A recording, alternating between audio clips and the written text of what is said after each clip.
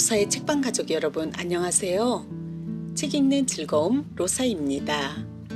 여러분들께서 앞전에 소개해드렸던 김홍신 작가님의 작품을 많이 좋아하셔서 오늘도 작가님의 에세이 3편을 준비했습니다.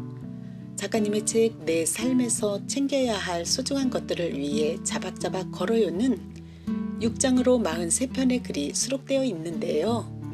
모든 글이 다 제게는 감동과 성찰로 반성문을 써야겠다는 생각을 했습니다. 오늘은 3장 따로 같이 삽시다에서 행복해지는 세상의 방법, 나를 살게 하는 존재들, 선연과 악연을 낭독해 드리겠습니다. 3편의 공통점은 작가님의 남을 위한 배려와 사랑을 느낄 수 있습니다. 어떤 방법으로 실천하셨는지 끝까지 시청해 보세요. 그럼 작가님의 따스한 작품을 만나러 떠나보겠습니다.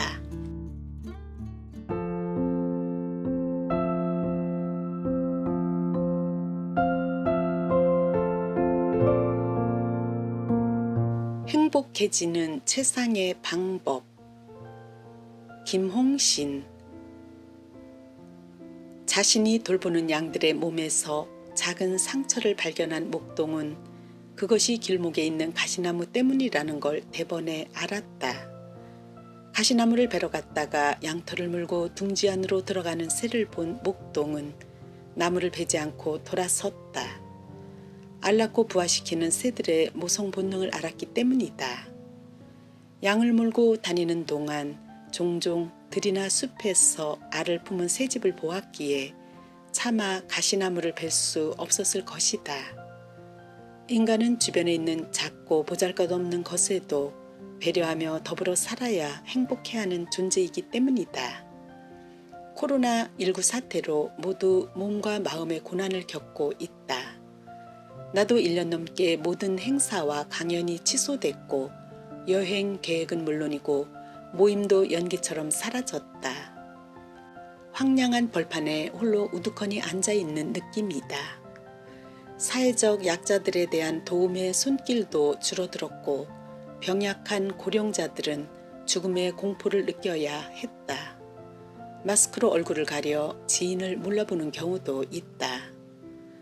남들은 내게 소설가니까 책 읽고 글 쓰며 잘 견딜 것 같다고 말하지만 정작 나는 책을 읽어도 머릿속에 들어오지 않고 글을 쓸 때도 집중력이 떨어져 힘들었다. 스마트폰으로 뉴스를 수시로 검색하고 문자 메시지를 훑어보며 걱정을 쌓아가는 나 자신도 참 별 수 없다는 생각을 했다. 확진자가 늘어나고 거리두기가 강화되고 추위까지 몰아닥치니 몸도 마음도 얼어붙는 느낌이다. 코로나, 방역, 팬데믹, 백신, 자가격리, 확진자, 거리두기라는 단어에 심각해지고 수시로 날아오는 긴급 재난 문자에 마음이 무거워진다. 공포 속에서 희망을 찾아 꿈틀거리고 싶어도 고작해야 언발의 오줌 누기로 재난지원금이 고작일 뿐 사방에서 들려오는 마스크 착용하라는 소리를 들으며 비누로 두 손을 싹싹 씻을 수밖에 없는 세상이 됐다. 코로나19 사태만 한국인을 괴롭힌 게 아니었다. 눈만 뜨면 터지는 각종 사건 사고와 정치적 갈등, 편싸움과 악의 다툼을 지켜보아야 하는 고통도 만만치 않았다. 지구가 흔들리는 듯한 세상살이에 세상보다 더 흔들리며 번뇌 망상으로 한 해를 보냈다. 코로나19 사태로 사람들은 죽음에 대한 공포를 실감했다. 누구나 죽는다는 걸 알지만 실감하지는 못하기 마련이고 웬만하면 평균 수명 이상 살 수 있을 거라고 생각한다. 불교에서는 번뇌가 곧 보리, 깨달음의 지혜라고 한다. 맞는 말 같은데 막상 번뇌가 내게 닥치면 헤어나기 참 어렵다. 그런 깨달음은 득도한 사람에게나 해당된다고 치부하게 된다. 어린 시절 내가 잘못할 때마다 어머니는 종아리 맞을 회초리를 해오라고 했다. 잔깨를 내어 작은 나뭇가지를 가져오면 철썩철썩 세대를 때렸고 어쩌다 굵은 나뭇가지를 꺾어 오면 가볍게 한 대만 때렸다. 어느 날은 동네 아이들과 어울려 놀다가 그 애들을 따라 옆 동네에 사는 장애아동을 함께 놀렸다. 그 애는 울며 집으로 갔고 그 사실을 알게 된 어머니는 나를 앞세우고 울고 간 그 아이 집으로 갔다. 살인문 앞에서 지켜보는 어머니 때문에 나는 마지못해 그 아이에게 잘못했다고 빌었다. 다른 아이들은 아무 일 없이 멀쩡하고 나만 혼나는 게 어린 마음에도 억울했다. 어머니는 영락없이 회초리를 해오라고 했다. 어머니의 심기를 알아챈 나는 꽤나 굵은 회초리를 해다 바쳤다. 회초리를 든 어머니의 목소리는 낮았다. 이 녀석아, 사람은 짐승과 벌레하고도 같이 살아야 하는데 하물며 아픈 사람을 놀리고 괴롭히는 게 사람 새끼가 할 짓이냐? 그러더니 어머니는 치맛단을 걷어 당신의 종아리를 내밀었다.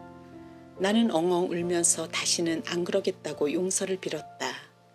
몇 번이나 때리라고 하던 어머니도 눈물을 쏟았다. 어머니는 치맛단을 내리고 내 등을 두드리며 말했다. 다시 그런 짓 하면 내 자식이 아니니 쫓아낼 수밖에 없다. 어머니는 그날 저녁 밥상에 전과 다르게 아버지와 똑같이 계란 반숙과 기름기가 도는 꽁치 한 마리를 내 앞에 놓아주었다. 훗날 철들 무렵 조선시대의 자식 교육에 대한 글을 읽으며 어머니의 회초리가 퍼뜩 떠올랐다. 잘못을 저지른 자식에게 어머니가 회초리를 들려주고 내가 잘못 가르친 탓이니 나를 때리라 하였더니 자식이 진정으로 용서를 빌고 뉘우쳤다는 내용이었다.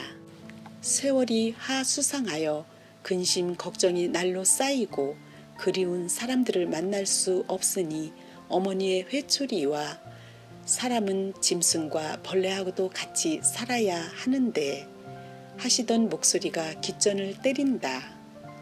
흔히 몸이 멀어지면 마음도 멀어지고 몸이 가까워지면 마음도 가까워진다고 하지만 코로나 사태로 거리두기가 강화되면서 거리와 상관없이 마음을 나누면 가까운 사람이라는 걸 알게 되었다. 내가 이름과 얼굴을 떠올리며 기도해주는 사람이 곧 내 마음의 식구라는 것을 알았다. 마음의 식구가 많을수록 잘 살고 있는 것이다. 내가 기도해주고 있다는 것을 상대가 알든 모르든 상관없다. 내가 행복해지는 최상의 방법이니까.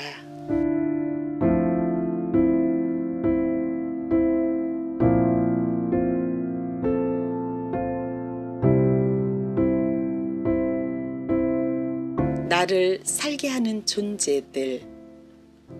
김홍신. 출간기념 북콘서트 행사장에서 내가 쓴 장편 소설을 펼치며 사인을 해달라던 중년 여성이 내게 말했다. 제가 방황하고 좌절했을 때 선생님의 글을 읽고 인생의 바른 길을 찾았습니다. 그때 목숨을 끊지 않고 살아서 선생님을 뵙게 되어 정말 행복합니다. 나는 무슨 말인가 하려고 했지만 그녀의 물기 어린 눈망울을 보고 말문이 닫혔다. 저만치 멀어져가는 그녀에게 마음으로 두 손을 모으고 고개를 숙였다. 고맙다는 말이라도 했어야 했는데 그 순간 오만 가지 생각이 내 마음을 휘저었다. 그런 이들이 있어 내가 아직도 글을 쓰고 멀쩡하게 살아 숨 쉰다는 말이 입안에서 맴돌았지만 더 좋은 말을 찾다가 얼떨결에 말할 기회를 놓치고 말았다. 오래전에 문병을 갔다가 병원 복도에서 만난 초췌한 여성이 종이 한 장을 내밀며 너무 고통스러우니 위로의 한마디를 써달라고 한 적이 있다. 나는 엉겁결에 인생 딱 한 번밖에 못 삽니다. 잘 놀다 가지 않으면 불법입니다. 라고 써주었다. 그리고 한 3년쯤 지나 등산길에서 반갑게 인사하는 그 여성을 나는 알아보지 못했다. 그녀가 자초지종을 털어놓고 간곡하게 집으로 초대했다. 거절하기 어려운 사연을 소개하는 바람에 그녀를 따라갔다. 현관문을 열고 들어서자 거실 벽면에 내 필체가 분명한 글이 사진틀에 들어있고 책장에는 내가 쓴 책들이 꽂혀 있었다. 그녀의 남편과 차를 마시며 그들의 재결합 사연을 들었다. 나는 잘 기억나지 않지만 그녀가 예전에 내게 사인을 받으며 왜 살아야 하느냐고 물었을 때 내가 이런 식으로 말했다는 것이다. 나도 여러 번 죽어버리고 싶었는데 살아보니 죽는 것보다 낫더라. 하루에 심장이 10만 번 뛰고 숨을 2만 번씩 쉬는데 심장이 멈추거나 숨이 멈추면 살고 싶어도 못 산다. 인생이란 내가 원하는 대로 이루어지는 게 아니다. 세상 사람들 모두 그냥 사는 거다. 배영을 받으며 그 집을 나설 때 나는 두 손을 모으고 머리를 숙였다. 내가 글을 써야 하는 이유를 분명하게 알려준 스승을 만난 듯 했다. 내가 한 말을 잊지 않는 그들이 곧 어떻게 살아야 하는지 내게 가르침을 준 게 분명했다. 한 번은 경주에서 개막한 세계 한글 작가 대회에 참석했을 때 낯선 작가 몇 명이 함께 사진 찍기를 요청하며 이렇게 말했다. 글이 안 써지고 글쓰기가 죽을 만큼 괴로울 때 선생님의 책을 읽고 용기를 얻어 글을 썼고 책도 냈습니다. 그 자리에 엎드려 절이라도 할 만큼 고마워해야 할 일이었다. 마음을 가다듬고 생각해보니 내 문학의 스승은 도처에 있었다.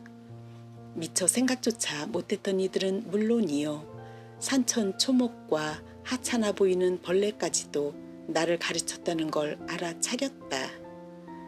내가 쓴 글 속에 등장한 무수한 단어들과 사물들, 연상했던 사람들, 수많은 책, 푸른 하늘, 뭉게구름, 소낙비, 하얀 눈, 해와 달과 별들, 가슴까지 파고들던 바람과 꽃들이 어찌 내 문학의 스승이 아닐 수 있겠는가.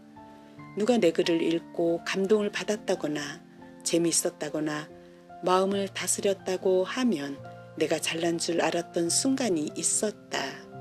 얼마나 어리석었는지 생각하면 가슴이 아리기만 하다.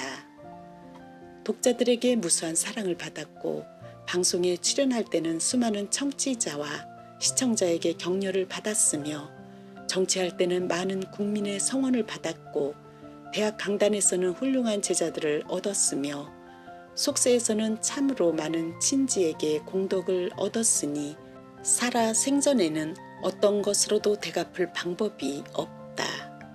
부지런히 좋은 글을 써서 보답하는 것에도 한계가 있고 세상을 기쁘게 하도록 정진하기엔 내게 주어진 시간이 터무니없이 부족할 것이다. 그럼에도 나는 노력한 것보다 많은 보상과 칭찬을 받고 싶어 했다. 무대에 올라 남이 알아주기를 바라고 내가 원하는 대로 다 이루어지기를 기대하며 살았다. 그렇기에 어쩌면 가졌으면서도 갖지 못한 인생이었는지 모른다. 어느 날 나는 북콘서트를 마무리하면서 공개적으로 약속했다. 오늘부터 100일 동안 108배를 하며 100일 기도를 하겠습니다. 오늘의 저를 존재하게 해준 모든 고마운 분들을 위해 고마운 이들이 내게 베푼 공덕의 억만분의 1도 안 되겠지만 절을 할 때마다 비로소 내가 행복한 사람이라는 것을 느끼곤 한다. 나를 존재하게 해준 모든 사람을 위해 두 손을 모으고 엎드려 절을 할 때마다 살아있는 것만으로도 큰 기쁨이라는 걸 깨닫는다.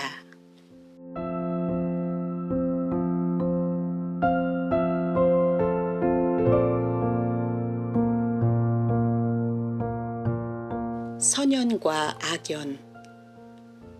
김홍신. 인연이란 좁쌀 한 알이 바람에 휘날리다가 하필 땅에 거꾸로 박혀있던 바늘 끝에 탁 꽂힐 확률만큼이나 소중하고 특별한 것이다. 그럼에도 인간의 갈등, 고통, 화, 불행의 대부분은 인간관계 때문에 생긴다고 한다. 사람이 지구에서 최고의 존재가 된 것은 근심, 걱정, 화, 고통을 이겨내려고 노력한 끝에 진화했기 때문일 것이다. 신이 한 일 중에 가장 위대한 일은 사람을 만든 것과 그 사람을 죽게 한 것인지도 모른다. 그렇다면 사람이 이룬 일 중 가장 위대한 것은 사람답게 사는 삶이리라. 사람답게 사는 걸 한마디로 축약하면 행복이라고 할 수 있다. 사람은 행복을 추구하기 위해 인연을 소중하게 여기기 마련이다. 뉴욕 알프레드 대학 철학과 교수 엠리스 웨스타콧은 행복의 요소에 가장 중요한 건 사람이고 또 사람이 만드는 관계라고 했다. 행복은 저절로 오는 법이 없다. 불행과 고통과 좌절을 딛고 와야 충만해지기 때문이다. 심리학에서는 행복을 자동차의 엑셀 페달, 불행감을 브레이크에 비유하기도 한다. 성공한 사람들의 자서전이나 회고록에 어김없이 등장하는 것이 인연과 만남인 것을 보면 행복과 성공의 방정식은 인연 갈무리임을 알 수 있다. 한 문학 잡지의 요청으로 내 연보를 정리하며 인연의 소중함을 새삼 느낀 적이 있다. 연보란 사람이 한평생 지낸 일을 연, 월일, 순으로 간략하게 적은 기록이다. 내가 누구의 자손으로 어디에서 태어나 지금까지 어떻게 살았는지를 기록하면서 내 인생에도 선연과 악연이 존재했음을 생각했다. 다행스럽게도 나쁜 만남보다 좋은 만남이 훨씬 많아 아직도 잘 견디며 살고 있다는 걸 알게 되었다. 다양한 모습으로 살아왔지만 나를 한마디로 설명할 수 있는 것은 소설가다. 깃털만큼의 재주를 격려해주고 칭찬해준 스승들의 가르침이 아니었다면 어찌 이 풍진 세상에서 문학이라는 기둥을 붙잡고 살아남을 수 있었겠는가. 문단에 들어와서는 탁월한 작가들의 글을 읽으며 서툰 내 솜씨를 갈고 닦았다. 부족한 부분을 메꾸려고 힘겹게 박사학위도 받았다. 그 덕에 모교에서 후학을 양성하는 교수 노릇도 할 수 있었다. 어찌 악연이 없었겠는가. 전두환 정권의 군사계엄 치하는 사전 검열과 갖가지 강압적 제재로 작가의 상상력을 억압하던 살벌한 시절이었다. 나의 글이 국가 원수를 모독하고 체제를 비방했으며 군을 모독했다며 나를 강제 연영해서 모질게 다루지 않았다면 대한민국 역사상 최초의 밀리언셀러가 된 장편소설 인간시장은 탄생되지 않았을 것이다. 주인공의 이름을 권총찬으로 지었지만 삼엄한 검열에 걸려 결국 장총찬으로 바뀌기도 했다. 시대의 처절한 아픔과 자유를 상실한 민중의 고뇌와 작가에 대한 핍박이 악연을 낳았고 그 악연이 내 인생을 이끌어줄 것을 짐작이나 했겠는가. 나를 잡아갔던 당시 보안사령부의 실력자였고 국회의원까지 했던 그 사람이 이승을 하직했다는 보고를 보게 되었다. 나는 그가 좋은 곳으로 가시기를 바라며 그의 영안실 쪽을 향해 108배를 했다. 그 사람과의 악연이 나를 성장시켰기 때문이기도 했지만 나도 모르게 나와 악연이 된 사람들에게 참여하고 싶었다. 현대인의 휴대폰에는 매우 많은 사람들의 전화번호가 입력되어 있다. 사적이든 공적이든 많은 사람과 인연이 되었지만 정작 마음을 나눌 수 있는 사람은 그리 많지 않을 듯하다. 덤바의 수를 지은 로빈 덤바는 인간의 뇌 용량 한계로 보아 사람의 친밀한 관계의 최대치는 약 150명 정도라고 한다. 기원전 6천년경 신석기 촌락의 거주민 수, 1080년 잉글랜드 토지 대장의 마을 주민 수, 제조업 공장의 효율적인 작업반원 수, 온라인 게임 리니지 유저 집단인 혈맹의 크기까지 얼추 150명 수준이라고 했다. 휴대폰을 열어 저장된 연락처를 살펴보면 친밀한 관계의 최대치가 100명을 넘기기가 어렵다는 걸 알게 될 것이다. 휴대폰이 없던 시절, 유선 전화를 통화하던 시절에는 수첩을 보지 않고도 전화를 걸 수 있는 상대를 친밀한 관계라고 여겼다. 업무상 자주 통화할 수밖에 없는 사람을 포함해도 평균 30명 안팎이 평균치였다. 결혼식의 하객이나 장례식의 조문객은 품앗이와 체면 칠회이지 친밀한 관계로 보기 어렵다. 그러나 많다고 다 좋은 것은 아니다. 가까우면 가까운 대로, 멀면 먼 대로 자유롭게 인연을 맺으면 된다. 선연에 집착할 것도 악연이라고 미워할 것도 없다. 사람들은 각양각색의 나무, 꽃, 풀, 짐승, 벌레들이 어울려 사는 산을 아름답다고 여기고 그런 산이 명산이다. 인간 세상도 각양각색의 사람들이 어울려 살아야 아름답다. 저마다의 개성을 가진 이들이 어울리며 인연을 맺을 수 있을 때 인류가 존엄한 존재가 될 것이다.